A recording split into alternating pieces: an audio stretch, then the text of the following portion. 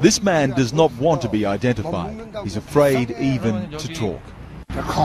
There are many North Korean spies here, he says. Many, many. There are hundreds of spies.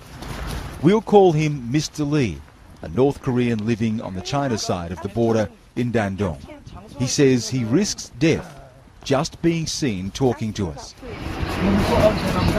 North Koreans don't speak openly, he says. If anyone knows I'm talking, I would be sent to prison, and there's no mercy there. I'd be shot dead.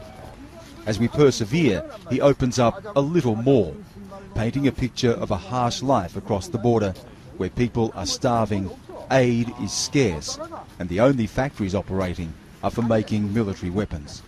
Right now, he says, he fears a desperate country with a potential power vacuum that could so easily lash out. Before Kim Jong-il died, he was preparing the country for war and death, he says, and to hand power to Kim Jong-un.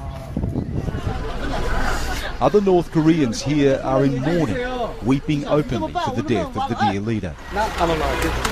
Flowers continue to be delivered to the North Korean consulate building. Korean businesses and restaurants normally flourishing have closed their doors. What is happening? It's closed.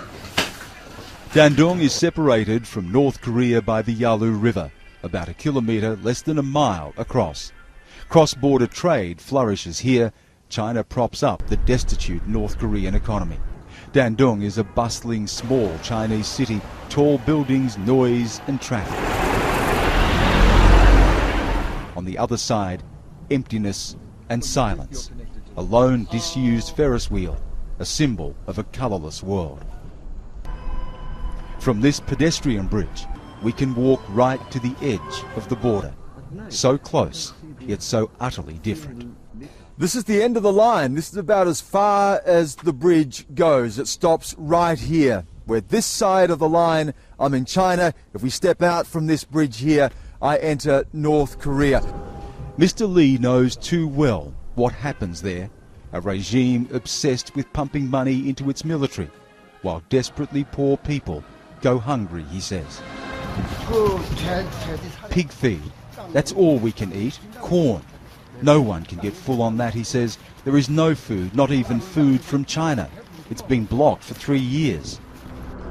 Even if you have money, he says, there is nothing to buy. Any goods are traded for what little food remains. Mr. Lee is well off by his countrymen's standards. He has relatives on the China side who run businesses. It's a lifeline for his family back home.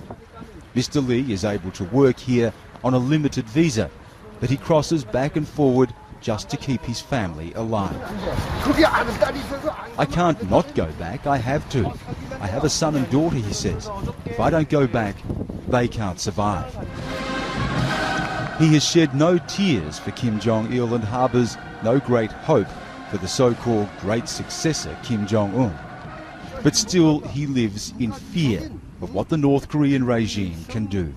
Spied upon, afraid to speak out. As much a prisoner of the hermit kingdom as those whose lives are trapped in its borders.